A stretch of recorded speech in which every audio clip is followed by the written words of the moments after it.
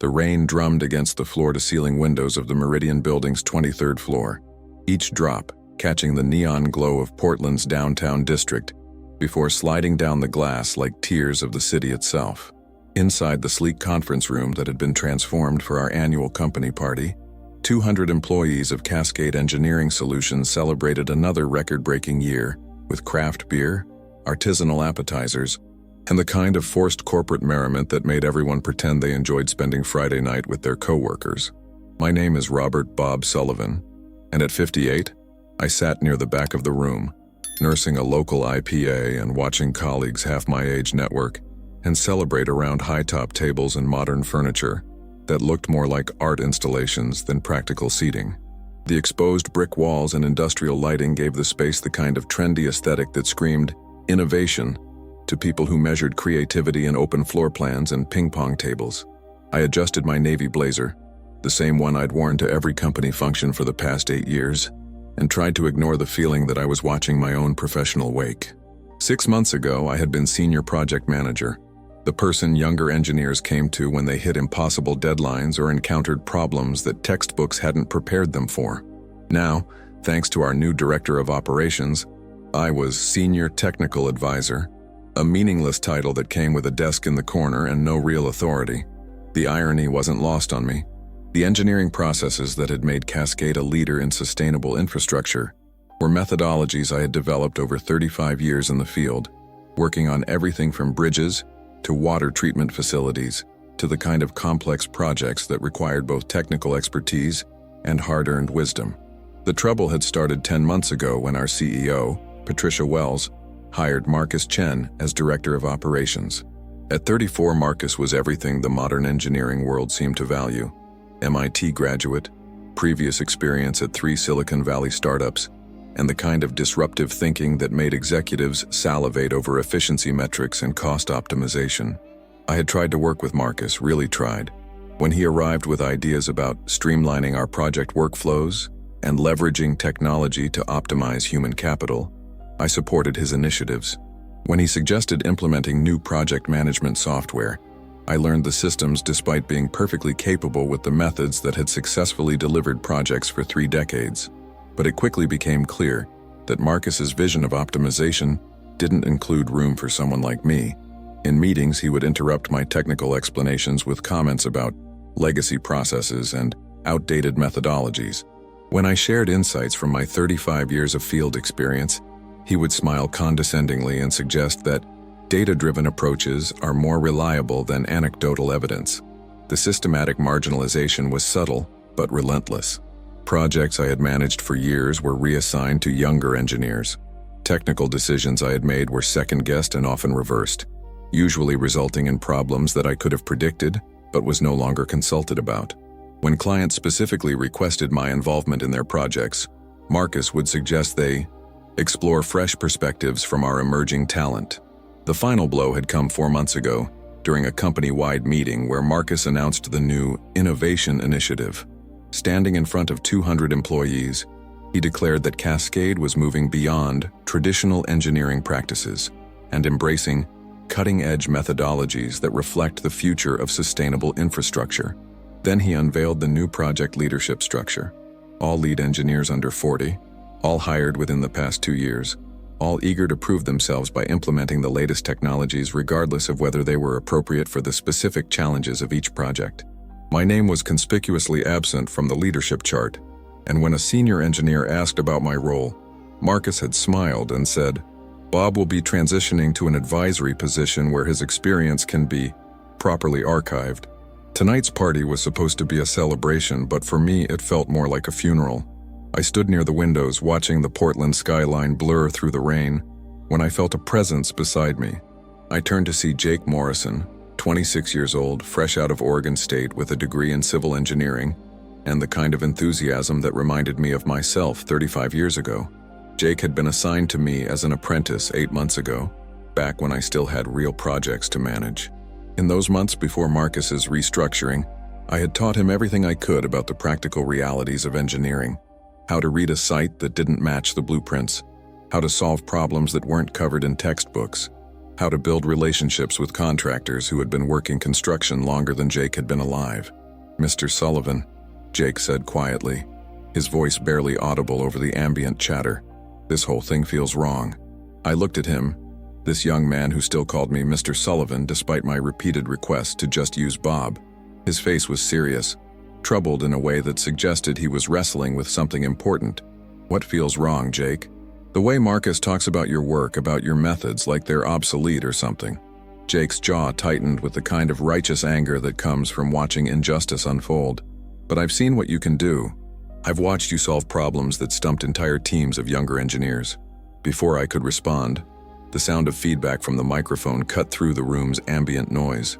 Marcus stood at the front of the space, his perfectly tailored suit and confident smile commanding immediate attention from the crowd.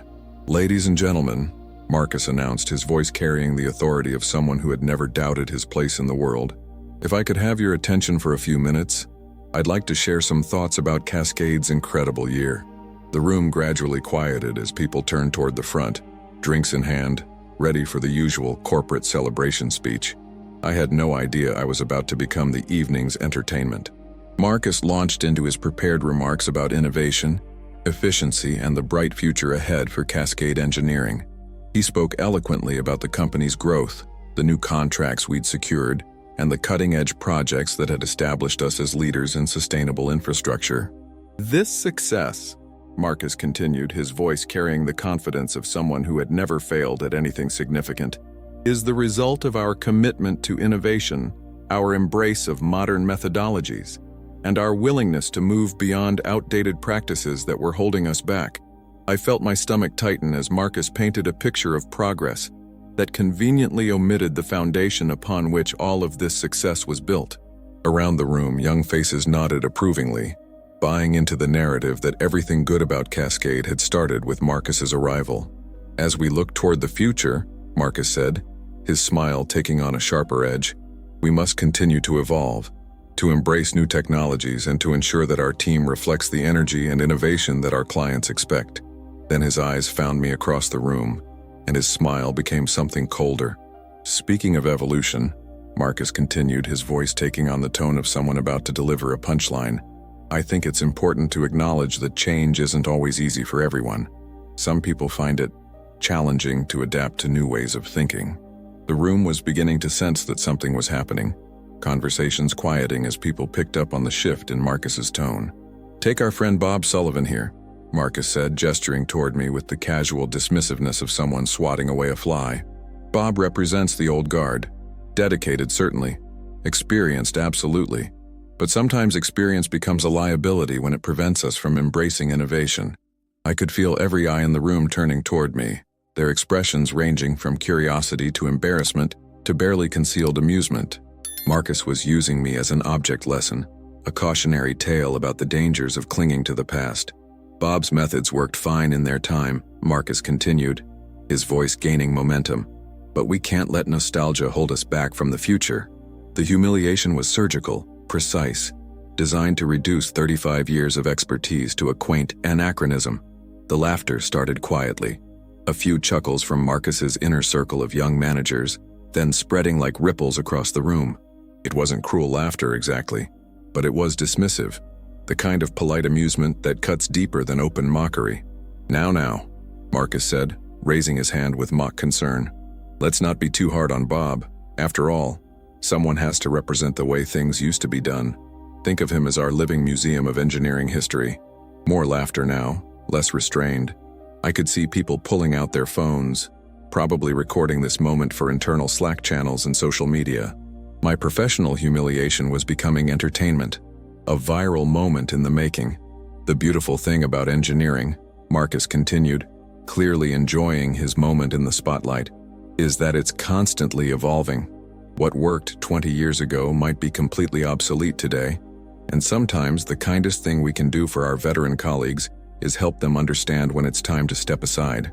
The applause that followed was enthusiastic and sustained. I stood there feeling 35 years of expertise being dismissed as irrelevant nostalgia, watching my professional reputation crumble in real time while 200 colleagues laughed and clapped. "So let's give Bob a round of applause," Marcus announced, his voice carrying the finality of a eulogy for his many years of service during a simpler time in engineering. The applause grew louder, more sustained. I could see faces that had once sought my guidance now looking at me with a mixture of pity and secondhand embarrassment. The projects I had managed, the problems I had solved, the innovations I had pioneered, all of it reduced to a punchline at a company party. Marcus was basking in the attention, his confidence feeding off the energy of the crowd. "And now," he said, preparing to move on to the next part of his presentation, "let's talk about the future of Cascade Engineering and the exciting projects that lie ahead." That's when I saw Jake Morrison pushing through the crowd, his young face flushed with anger and determination. Before Marcus could continue, before the moment could pass into corporate legend, Jake reached the front of the room and did something that would change everything. He grabbed the microphone right out of Marcus's hand. The room fell silent instantly. 200 people frozen in shock as Jake Morrison, all 6 feet and 2 inches of him, stood holding the microphone with the kind of determination that comes from watching injustice unfold and deciding to do something about it. "Excuse me," Jake said, his voice cutting through the silence like a blade, "but I have something to say." Marcus's confident expression evaporated, replaced by confusion and barely controlled anger. "Jake, this is highly inappropriate. Give me the microphone back." "No," Jake replied simply, his voice gaining strength, "because what just happened here is inappropriate. What you just did to Mr. Sullivan is wrong, and everyone in this room knows it." The silence was profound now, the kind that follows a car accident when everyone knows something terrible has just happened but no one knows how to respond. I could see faces around the room beginning to shift, expressions changing from amusement to something approaching shame. "You want to talk about the future of engineering?" Jake continued, his voice rising with passion. "Fine, but let me tell you about the foundation that future is built on." He turned to address the entire room, his young face serious beyond his years. 8 months ago, I was assigned to work with Bob Sullivan. I thought I knew everything about engineering. I had my degree, my textbook knowledge, my computer models. I was wrong. Jake's voice cracked slightly with emotion, but he pressed on. "Mr. Sullivan taught me that engineering isn't just about calculations and software. It's about understanding that every project affects real people's lives. He taught me how to read a construction site, how to spot problems before they become disasters, how to work with contractors who've been building things since before I was born." Marcus tried to interrupt. "Jake, I'm sure Bob is a nice man, but he's not just a nice man." Jake shot back, his voice sharp with controlled fury. "He's the best engineer I've ever worked with. And you just humiliated him in front of the entire company for having the audacity to possess 35 years of experience." The room was completely silent now, but I could see something shifting in the audience. Faces that had been laughing just moments before were now looking down at their drinks, unable to meet Jake's eyes or mine. "You want to know about innovation?" Jake continued, his voice carrying across the room like a bell. "The water treatment project that won the State Sustainability Award last year? That was Mr. Sullivan's design? The bridge retrofit that came in 30% under budget? His methodology? The emergency repair that saved the city millions when the main water line failed? He figured that out in 2 hours while your modern methodologies were still running computer simulations." Jake turned to look directly at Marcus, his eyes blazing with righteous anger. "You called him a living museum, but here's what you don't understand. Museums preserve things that are valuable, things that matter, things that future generations need to learn from." He paused, letting the words sink in before delivering his final blow. "Mr. Sullivan isn't obsolete. He's the real mentor, the real teacher, the real engineer. And if you can't see that, then maybe you're the one who's holding this company back." The silence that followed was deafening, broken only by the sound of rain against the windows and the distant hum of the city below. The silence stretched on for what felt like an eternity, 200 people processing what they had just witnessed. Then, slowly, something extraordinary began to happen. Sarah Chen, a project engineer who had worked with me on the water treatment facility, began to clap. The sound was tentative at first, then joined by others who had benefited from my mentorship over the years. The applause grew, spreading through the room like wildfire until it became a standing ovation. Not the polite, dismissive clapping that had followed Marcus's humiliation, but something deeper: recognition, respect, and perhaps a collective sense of shame for what they had allowed to happen. Marcus stood frozen, The microphone now useless in Jake's hands, his carefully orchestrated moment of triumph transformed into a public relations disaster. His face cycled through emotions: anger, embarrassment, and finally something that might have been the beginning of understanding. Jake walked over to me, still holding the microphone, his eyes bright with unshed tears. "Mr. Sullivan," he said quietly, "I'm sorry it took me so long to say something." I looked at this young man who had just risked his career to defend mine, who had seen past the corporate politics to recognize the value of experience and wisdom. "Jake," I said, my voice thick with emotion, "you didn't just defend me. You defended something much more important, the idea that knowledge and experience matter." 3 months later, I received a call from Patricia Wells, our CEO. Marcus Chen had decided to pursue other opportunities, and the company was implementing a new mentorship program that paired experienced engineers with recent graduates. They wanted me to lead it. I accepted, but with one condition: Jake Morrison would be my co-director. As I stood in my new office looking out at the Portland skyline, I realized that sometimes the most powerful voice in the room belongs not to the person with the most authority, but to the person with the most courage. And sometimes the greatest honor isn't being celebrated by those in power, but being defended by those you've taught to see the difference between innovation and wisdom. If this story resonated with you, if you've ever watched someone with experience be dismissed by those who should be learning from them, please share this video. Sometimes the most powerful defense of wisdom comes not from those who possess it, but from those who are humble enough to recognize its value. Subscribe for more stories that remind us that true mentorship isn't about age or titles. It's about the courage to stand up for what's right, and the wisdom to recognize that experience and innovation aren't enemies, they're partners. Remember, behind every obsolete older worker is often a lifetime of knowledge that the next generation desperately needs.